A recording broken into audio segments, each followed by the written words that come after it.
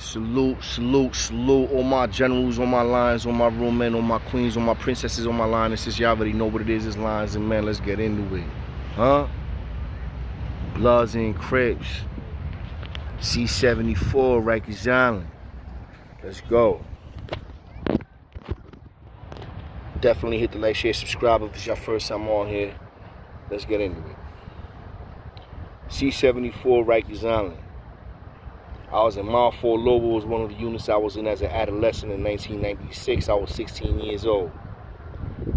I ended up getting moved from that unit to another unit upstairs, Mile 4 Upper. Mile 4 Upper was a mixed crowd of Crips, Bloods, 5%ers, Lions, Stones. It was a couple of different gangs, and then you just had a God bodies, a lot of Brooklyn individuals that was just sticking to their blocks and their hoods and their boroughs. I get moved on Mile 4 Upper. When I get moved to Mile 4 Upper, I immediately just drop my bag down there, look around. Everybody's in the day room. They're in the day room because they watching some new movie that just came out, and they're in the day room watching the movie. They smoking bud in there and all that.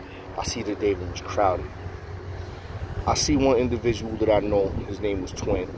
So I conversed with him, chopped it up with him, and he basically gave me the rundown on the crib. It's basically a crib house, a stone house, the Jamaicans. Like, you know, there's no kings in the house at all. At the time, I was on probation, so it wasn't even like I was officially king. I was a probo. So I wasn't even worried about that shit. That happens when I get the full name. Right now, I'm here. So now, I'm like, alright, so what's up with the phone? You break down the phone. One of the phones is a crib phone, the other phone is a whatever phone. Nobody was claiming it. It was basically like dudes had slot. Dudes just had slot. You know what I mean? And that was that. So I'm like, I bet. I forget what time it was when I got to that unit, but I needed to get on the phone. So I get on the phone. Before I get on the phone, there's another dude that's on the phone next to the phone that I'm gonna get on.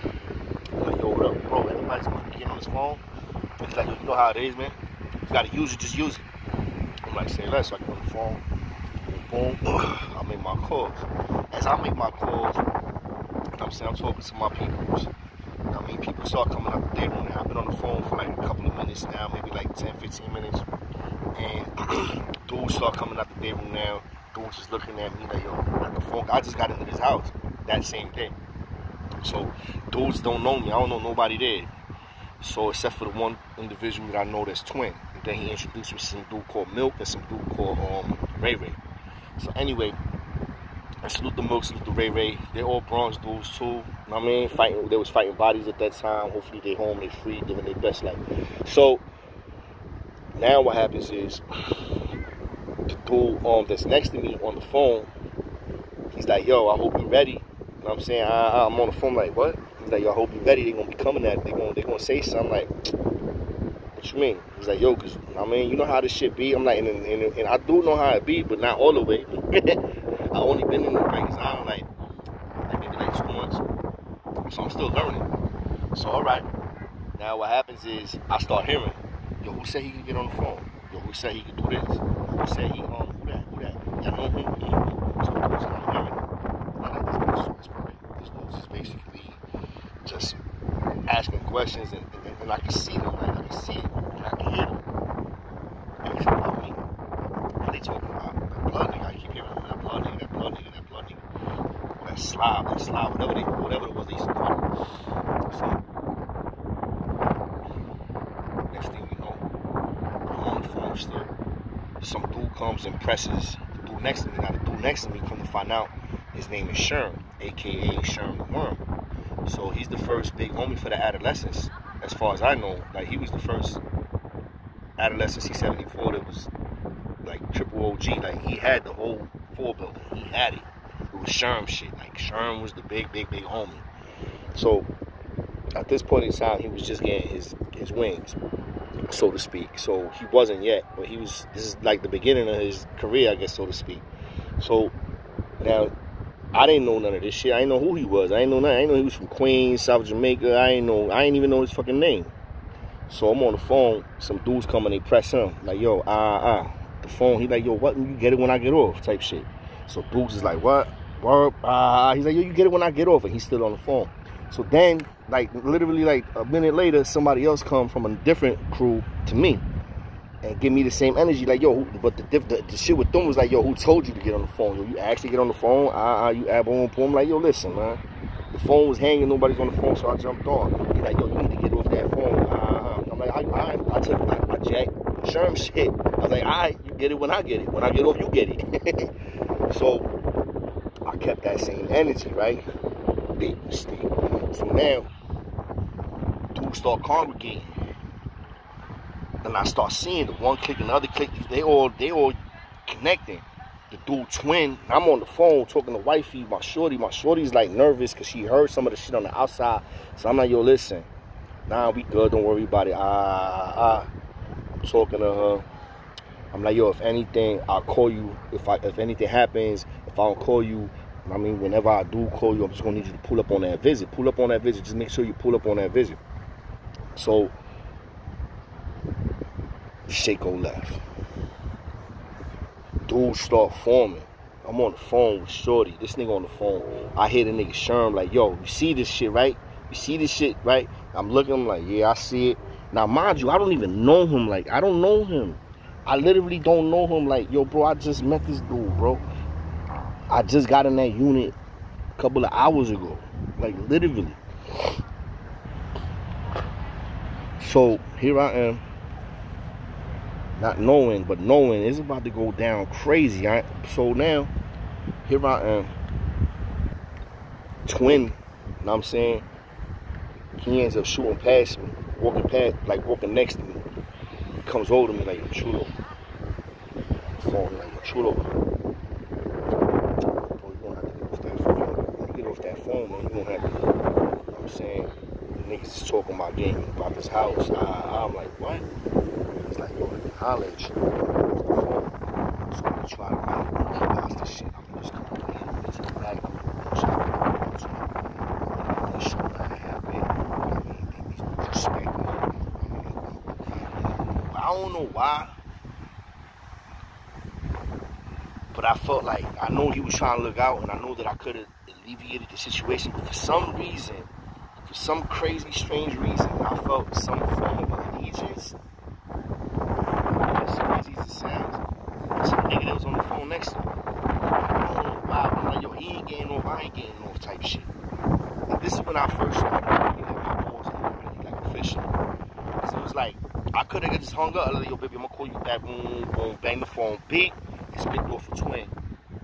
And nothing would have happened. Twin went to the back, twin, Ray, they held weight, they had status on the phone, status in the house, all that. And I would have been Gucci. But instead,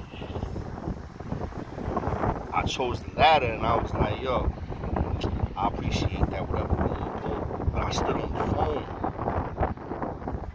I mean, I hit him with whatever happens type shit. And I stood on the phone, and he spent off, you know what I'm saying, and after he spent off, like maybe a couple of seconds later, dudes started forming around us, and we on the phone. The phones is like connected to the bubble, but the police ain't really on point because the police is letting niggas do what they want to do. It's when shit pop off is when they're like, yo, what the fuck just happened?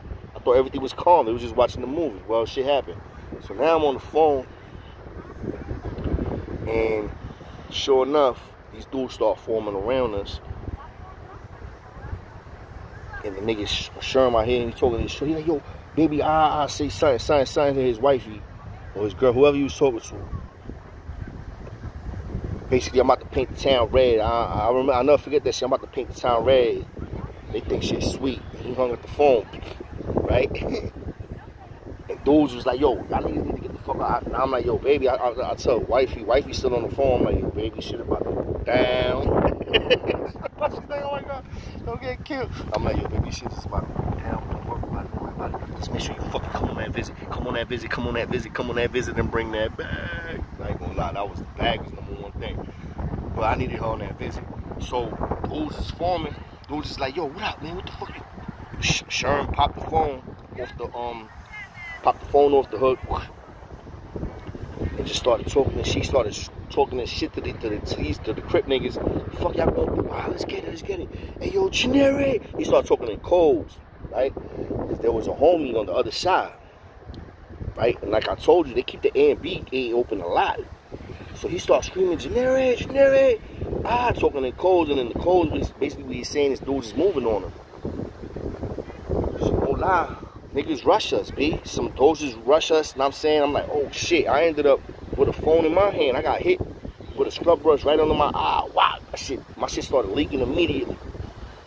Dudes rushed us. I had a phone in my hand. Sherm had a phone in his hand. And we had like 10 dudes trying to get at us, twin. Mama, niggas is getting, I'm moving all over the place, boom. One of, the dude that he was calling, Sherm's calling. And the crazy shit is that he's a homo thug. That's a whole other story I got on him. Generic, but he had heart.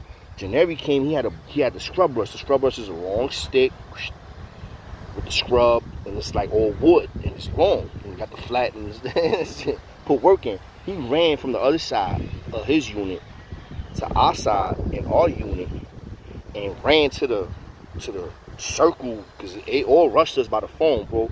Me and him just swinging. I'm taking hits left and right. We both getting hit left and right, but we swinging and we moving. And Generi just came out of nowhere and opened up a whole hole for us, bro. He started rocking dudes with that scrub brush. Whop! And Generi was like this. It's crazy, bro, as it may sound. Generi was like this. Now, mind you, remember that dude, that story that I told y'all about, the crip nigga Conan? Conan was in that house. This is how Conan got introduced to me. This is how me and Conan got cool after that situation. So, because he ended up getting moved to another house, and I ended up going to another house, and me and him ended up crossing paths, and like, and he's from the Bronx, and me and him, like, we was cool. So anyway, I mean, he was from Brooklyn, living in Brooklyn from the Bronx type shit. So anyway, yeah, I got hit in the eye with a scrub brush, shit leaking. Dudes is putting the beats on us, but we going out. This nigga Generi came out of nowhere from another house with a scrub brush, started rocking dudes with the scrub brush, opened up a little hole for us on some running back shit. We got up out the hole and ended up getting to the A and B gate. He like, yo, come on, homie, what's your name? Yo, Generi was swinging it like it was like he had a machete in his hand. Yo, you cannot. Yo, it was some real. Yo, he was swinging it. Who won it? Yo, he was just swinging that shit. And dudes ain't want it. Dudes ain't want to get in front of him. Like, every dudes was strapped up. Knives, scalpels, razors, all type of shanks. He had a wooden scrub brush in his hand. He was swinging it like a bat. And that shit paved the way for us to like dudes ain't want to get smacked with that shit the way he was swinging. Yo, he was swinging like Barry Bonds, baby. And dudes didn't want to get in front of him. And that shit kind of like saved us. Like, we ain't get cut. We had bumps and bruises, I ain't gonna lie. And that's how I met Sherm the Worm. That's how I got introduced to Sherm the Worm. And now, you know, it is what it is. Dudes won't put dirt on people's name. We call dudes rats. All type of shit. And, you know, I heard he got cut and all that now. And he's still in there, I believe. I think he in the swing. I mean, salute to him or Shawanga. Salute to Sherm the Worm. He was a stand-up dude. Regardless of all the politics and this gang shit, he was a stand-up dude. He was a real dude. And I respect that always. It's not, man, where you from is where you at. You heard? Y'all already know what it is, man. Lions and Men. Hit the like, share, subscribe.